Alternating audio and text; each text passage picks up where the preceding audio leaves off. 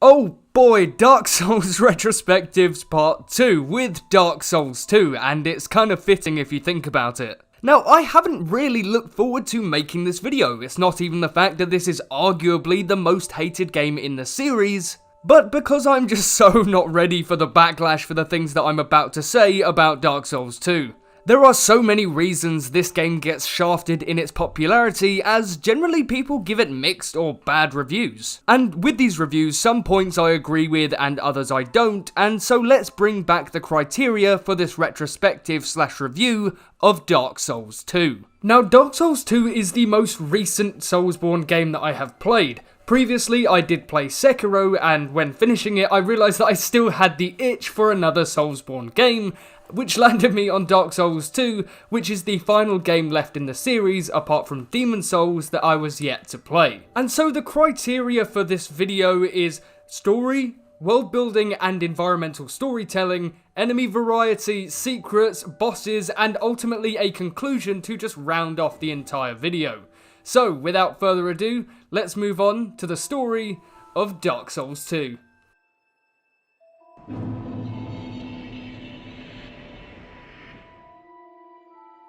The story of Dark Souls 2 starts the player off as a person who has been cursed. The player can never die and will always come back as a slightly more fractured person as a result of this.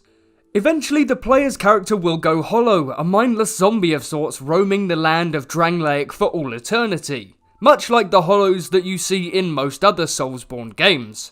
The player is trying to find a cure for this curse, which takes them on a journey as they head to the fallen kingdom of Drangleic. The player will then land themselves in Majula, the best hub world in the Souls series. Don't even at me. And so the player is asked by the Emerald Herald, who is the replacement for Anastasia of Astora from Dark Souls 1, who was the Firekeeper. The Herald asks the player to obtain 4 great souls from the old ones whose names are long forgotten in this time of perpetual suffering. Once obtained, the Emerald Herald will tell the player to seek the king in the capital of Drangleic, the castle of King Vendrick. On your journey into the hostilities of Drangleic, you will meet the Queen Nashandra, and she incentivizes you to kill her husband, the King of Drangleic, in hopes of killing Vendrick and collecting his soul and ring to become the next to link the flame. Now, this next section is fairly subjective, as in Majula there are technically four pathways to take. The fourth is only accessible later on in the story, but from the very start there's roughly 3 locations that you can go to. The player must find the 4 old ones, who are the Lost Sinner, which can be found in the Lost Bastille, the Rotten, which can be found in the awful Black Gulch. I genuinely despise this area. The Old Iron King, who can be found in Iron Keep. I know, so original from Software, so original. And finally, the Duke's Dear Freya, who can be found in the Brightstone Coves Teldora. And once this is done, you can go and defeat Vendrick. Oh, you thought that was it? That was the end of Dark Souls 2? If you believe that, then you have obviously learned nothing from Dark Souls as a series. There is always a twist. There is always a fucking twist. Now, this twist is that Vendrick is actually a hollow in the basement of Drangleic Castle.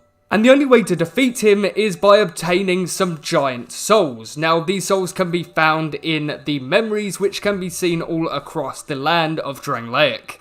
And so once you have obtained Vendrick's ring and killed all the other bosses, the player can find themselves on a secret pathway in Drangleic Castle. Now, this route is only obtainable by collecting Vendrick's ring and killing all the other bosses. And on this secret pathway you will find yourself clouded by darkness, and the only light is a few candles and the fog wall preceding your final fight. Before you fight Nashandra, you will have to fight the Throne Watcher and Throne Defender, a fight which can be a tiny bit frustrating, but I'll leave that one till a little bit later. Once these 2 are defeated, you will face Nashandra! What happened to your face? No, seriously, you are one ugly mother... But to be fair, this fight was fairly enjoyable, but I felt like it was lacking on the melee side of things, as she only really had like 2 or 3 actual melee attacks. And the rest were just magic as she hid away from me. But once she was defeated, I fought Aldia, Scholar of the First Sin, the true final boss, and this boss is basically a breeze. I really thought that with a twist like that, it would have been a super difficult fight, but it was surprisingly not. And after this death, the player can then choose their ending, to sit on the throne and rekindle the flame, or just walk away, allowing the world to slowly delve into darkness.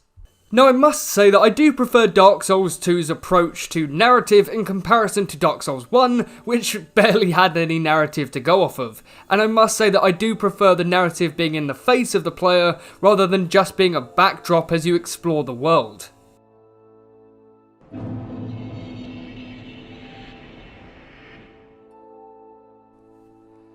Majula is honestly my favourite hub world in the entire series. I really do like it. You can just stand on the edge of a cliff overlooking the everlasting sunset.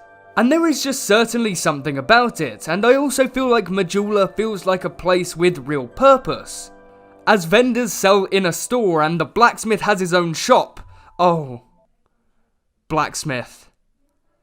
Andre. The PTSD is coming back. And if you don't know what I mean by that, then please watch the first entry in this series, and I will link it in the description below, otherwise you're going to be completely confused by that. Even in comparison to Dark Souls 1, I'd say that Majula is easily the most interconnected area in the entire series, as purely there is just more pathways to go down. Honestly, however, I did feel a bit overwhelmed by this, as I was genuinely unsure where to go from Majula. Do I go left? Do I go right? Do I go up? Do I go down? Or do I just get confused and fall off a cliff? However, I did end up going towards the Forest of Fallen Giants, but I do wonder what it would have been like if I started the game on a different path. Who knows the possibilities? The gutter was a change of pace, let's say, mainly because I had to walk everywhere because it was so damn dark. If you don't have a torch or a light source or something, come back to this area at a later time because you will not be able to see anything. But when you do get a torch or a light source, I was able to see where I was going and see what I was getting myself into. Well, just barely, of course. What you will find yourself in is a dark maze-like area where you don't have a clue where to go. As at first I found it to be infuriating and unplayable, but once I knew the route that I was taking, it was pretty much smooth sailing from there on out. Now, this is just a brief side note, but the second bonfire in this level was a struggle. So, if you don't know, the second bonfire in the gutter is behind a wall, and so I kept hitting this wall, which I knew was a breakable wall, and it just wouldn't break. I sat there spamming R1 until I just gave up and closed the game, to then load it up the next day and see that the wall was broken. I was so baffled and I was so infuriated as to why I spent so long trying to hit this wall. And the only reason I did this was because I love having all of the fast travel points in a game, and it's just like a compulsion. And literally that bonfire was useless as I had already completed the area, and so I was just wasting my time. Man, you just gotta love it. You gotta love it. Now, I'd say that the Iron Keep is perhaps my second favourite location in Dark Souls 2 next to Majula. Now, I don't have too much to say on Iron Keep, so I'll just be brief about it. I really love the use of colour in this area, especially in comparison to other areas in the game which are literally pitch black. The gutter. The bright lava-filled lakes illuminate the area, bouncing off metal structures and cobblestone walls. And from an aesthetic side of things, I just really appreciate the Iron Keep. Listen to me here, the Black Gulch is a bitch. A B-I-T-C-H, the sister location to the perpetually poisoning land of Blighttown. This area is Blighttown 2, baby! Now, the one thing that I find really annoying about this location is that there are these stones that just constantly spray you with poison. And not to mention the phantom that spawns here into the crowds of enemies. Do you know what? Luckily, this area is really short and you can just walk through it pretty quickly in comparison to other areas of the game. And even the boss for this area is really easy, and so that is a bonus, I guess, but this area is... I just genuinely despise this area. Next we have the Dragon Eyrie. Now, I really just like this location for purely aesthetic reasons. I actually think that this area is relatively boring, but we move. I just like seeing the dragons patrolling the fortress, going both under and over the bridges, and did I forget to mention, you can use a zip line. Come on, that's pretty cool, right? Yeah, that's cool. It's cool. But what really inspired me to put this location onto this list is the bridge leading to the castle, where your camera sways back and forth as you really feel the weight and wind on this bridge. And I don't know what triggers this, but I thought it was pretty cool.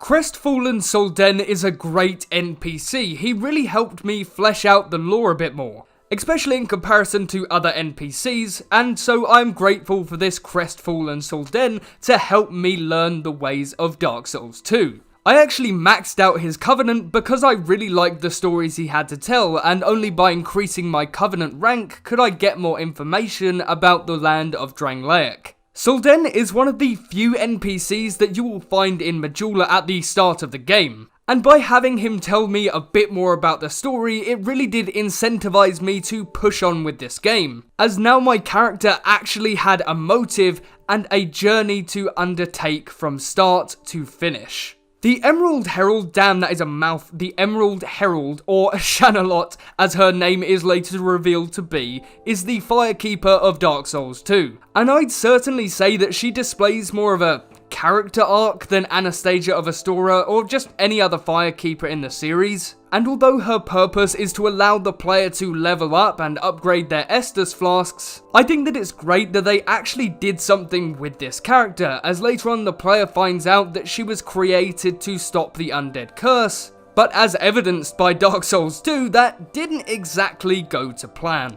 My initial thoughts on the blacksmith Lenegras was dick. I'm not even joking, when I first met this man, I was like, he's such a douchebag. Whenever I would go to him to upgrade my gear, he would always give me a sarcastic comment, and it sort of reminded me of someone. Me. It reminded me of me. But after some in-game progression, he turned out to be not so much of a dick as I initially thought. This guy actually grew on me as progressively his dialogue became more helpful and he became a nicer character in general. And I suppose a little bit of character progression is always a nice little bonus. Now, Ben Hart of Jugo is by far my favourite character in the entire series. For one reason and one reason only, my friends, his name is... the exact same as mine, except for the Jugo part. I don't have Jugo in my name. But this was honestly the strangest feeling in the world to have a character that shares the same name as me. And I was quite shocked when I came across him near Majula. And so, in good spirit, I decided to finish his questline, obtain his armor and his weapons, and so therefore I own a full set of armor in Dark Souls 2 with my name on it. Now that is a brag and a half.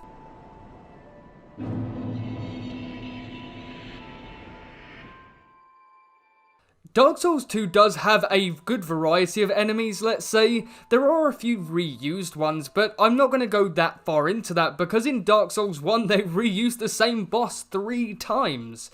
Now, of course, Dark Souls 2 does have a few bosses from Dark Souls 1, but in general, the enemy variety is good enough that you don't really clock onto it.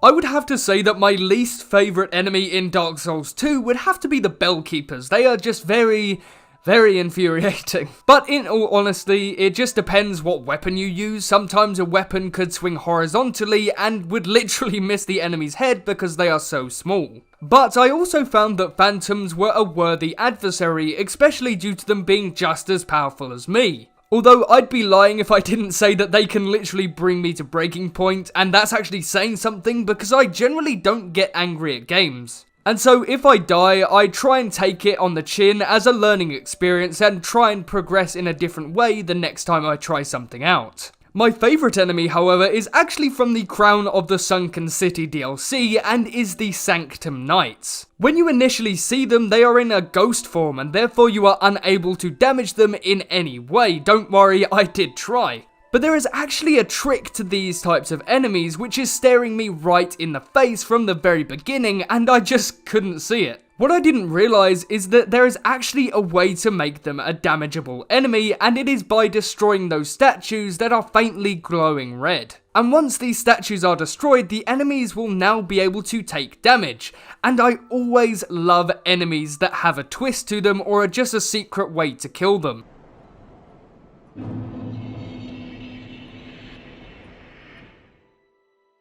I would say that out of the 3 games in the Dark Souls series, and I'm not counting games like Sekiro or Bloodborne just for this specific moment, but Dark Souls 2 has the least amount of secrets, and what I mean by this is like substantial secrets such as the Smouldering Lake in Dark Souls 3, or Cainhurst from Bloodborne. The only big secrets that I can think of when it comes to Dark Souls 2 is either the Pharaoh stone walls, which can have great loot behind them, and the illusionary walls, which have become a staple of the Dark Souls series. For me, I found this to be quite unfortunate, and really the only thing that I can think of in any way that is comparable is the pit in Majula, which can lead you closer down to the Royal Rat Vanguard.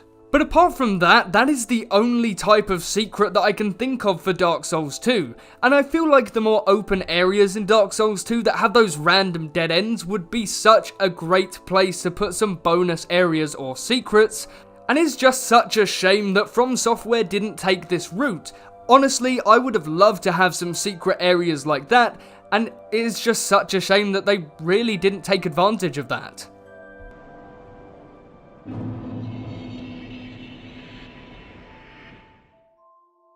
And so here we are, the moment that you've probably all been waiting for. The bosses! Yes, the bosses. Now, if you haven't seen the first entry in this series where I ranked all those bosses, then go check it out. Link will be in the description below. So, let's crack on with the bosses of Dark Souls 2. The last giant was a relatively easy fight for a first boss, and I was hoping that due to his size he would have been more of a challenge, but unfortunately they went the easy route with the last giant. It took me about 10 tries to kill the pursuer, and he really did put up a fight as I was not yet accustomed to Dark Souls 2's janky movement and attack systems. But I was really annoyed later on to find out that I could just use a giant crossbow to end the fight almost instantaneously. The Executioner's Chariot was a gimmick fight for Dark Souls 2. I feel like every game in the series has a gimmick fight, and this is the one for Dark Souls 2. Now, it was a lot of fun rushing from wall to wall, avoiding the spikes of the chariot, but after I knocked the rider off the chariot, the horses were relatively easy to kill, as I did them just after defeating Nashandra. Now, I'm not going to lie when it comes to the Looking Glass Knight. I did summon myself, Ben Heart of Jugo. But I did like the incorporation of the NPC Phantom that joins in the battle, and so me or Ben Heart of Jugo were always fighting one of the enemies at all time. And for me it was a really tense fight and I really did enjoy it. With the Skeleton Lords, this fight was once again really easy. I didn't really find that I struggled with most of the bosses in Dark Souls 2, but the only thing that made this fight a bit of a pain was that the skeletons were spawning other regular skeletons to help fight them. Now for the Flexile Sentry, this was once again another fight that I did on my first try, and it's such a shame that this is the case. But to get to the point, he was so easy to bait attacks, you just have to aim for the right side of his two-sided body. The Lost Sinner was one of the easiest fights, for me anyways, as it was just so telegraphed and it wasn't very difficult to overcome, not to mention that the arena is a massive open space, and so you're not exactly stuck on obstacles when you're in a fight. Ah, the Belfry Gargoyles. Now this is a throwback to Dark Souls 1's gargoyle fight.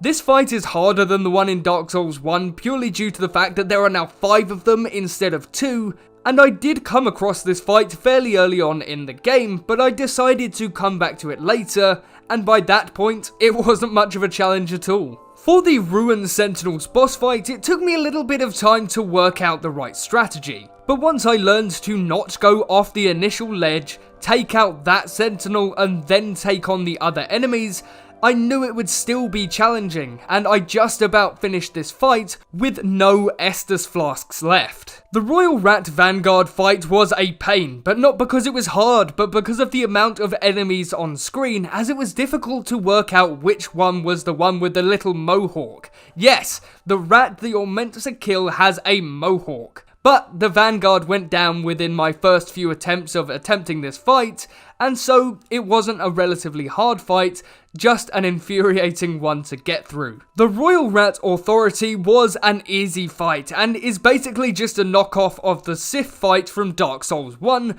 but in this case the Royal Rat doesn't even have a sword, just a few rats to help him out. The fight against the Scorpioness Najka was not as much of a pain as initially expected. Seeing her head pop out of the ground to reveal a scorpion attached to her was strange, but I just baited her around this concrete slab, and by doing this I could avoid certain attacks. The fight against the Duke's dear Freya is possibly one of my least favourite in the game. I think that the fight has some really great mechanics with the two heads on each side of the body, but the spiders that she can spawn really make or break a boss run. Mytha, the Baneful Queen, I'm just gonna really keep this brief for this fight. I went in, I used up all of my stamina bar, which was about 5 hits, and she was dead. Yeah, I really expected more from this fight. She went down so quickly, and not to mention that she is basically a Medusa ripoff, but that's not the point. The Rotten was a breeze of a fight. The area that he is in is clouded by fire, which can get very annoying, but his attacks are so slow that I can't see how someone could get hit by them. Oh man, not this guy again! Yet another port from Dark Souls 1, but without Smaug, he went down super quickly. But I still dislike the reuse of bosses in Dark Souls 2, I think it's a bit lazy, and they should have come up with some new boss ideas instead of reusing old ones. The Covetous Demon is basically a twisted Dark Souls version of Jabba the Hutt. He went down really quickly for me, and the only threatening attack that he had was his roll on the ground, so you should be fine going against him, just watch out for that roll. I really loved the Smelter Demon fight. I found it to be one of the most enjoyable in the game. I didn't feel like any of the Dark Souls 2 jankiness had any influence on the outcome of the fight, and so it felt really fair to me, and this is perhaps why I look at this fight in a more favourable light. The Guardian Dragon fight wasn't fantastic. I basically just applied the same tactics of old. Slash the back of his legs and hope you don't get swiped by him. But I still powered through and got that boss fight done relatively quickly. When I walked into the boss fight for the Demon of Song, I was expecting a beautiful boss, mainly due to the singing, only to then see this thing. But as always with Dark Souls 2, it was a very easy fight, I just had to bait attacks, but I do like the mechanic of having the face open and close, which is the only hitbox for this enemy. Velstadt the Royal Aegis, I found this fight to be great. I really loved his moveset as it always kept me on my toes, unsure if I could heal myself between attacks. Now that is what I call a good fight, when you're dripping with sweat deciding whether to pop an Estus flask or not. Now Vendrick's fight was fairly disappointing, but I understand why in this case. He is meant to be a shell of his former self, a lost soul wandering the basement of Drangleic. This boss is only accessible by obtaining 4 Great Souls, which can be found in the memories I mentioned earlier on. For the Dark Lurker, this wasn't really one of the most memorable fights for me, and although it does have some ranged magic attacks and some melee magic attacks, I just wouldn't put this fight in the most favourable of lights. I just found it to be relatively boring. The Dragon Rider fight was a really good fight, and I know that you can just force the boss to fall off the arena, but when fighting him normally, he is quite the enjoyable opponent, as the circular arena made me feel super conscious about where to move my character, and therefore always kept me on my toes. So now there are 2 of them. This fight is relatively straightforward because one of the riders has a bow and arrow, and therefore you must always stay on the move to avoid being hit by it. When the guy on the ground gets to around 50% health, they both come into play. Now at this point, you have to be really careful when to strike and when to back off, but overall, it was a very decent fight. Now for the Prowling Mangus and Congregation, I have done this fight 5 times using bonfire aesthetics, which reset the area. And each time I did this, I just demolished the boss, and the only thing that I hated about this fight was the enemies on the floor, which couldn't always get hit by my weapon of choice. I feel like I'm on a carousel, but once again we have another easy boss fight with the Giant Lord, as the only reason that I died was due to a fireball that hit me from behind. I found that the Ancient Dragon fight was one of the most enjoyable in the game, as I felt that this boss was one of the few threats to me in the entire game, which is crazy to say.